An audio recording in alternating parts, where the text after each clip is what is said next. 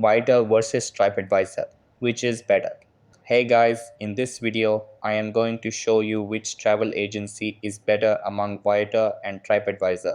So make sure to watch this video till the end and let's get started. So beginning with Viator. Viator is easy to navigate and book activities.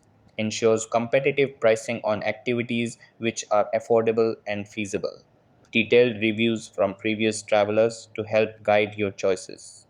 Offers a wide range of handpicked tours and activities. Convenient mobile app for booking and managing reservations on the go.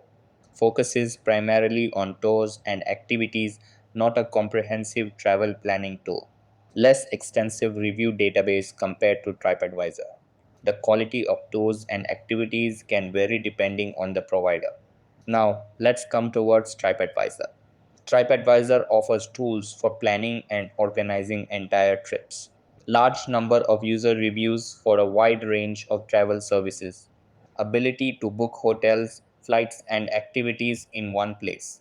Active forums and community for travel advice and tips. Versatile mobile app for booking and managing travel plans. While it offers activity bookings, it's not as specialized as Vital. Can be overwhelming due to the sheer volume of information and options.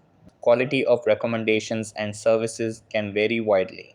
Choosing between Viator and TripAdvisor depends on your specific travel needs.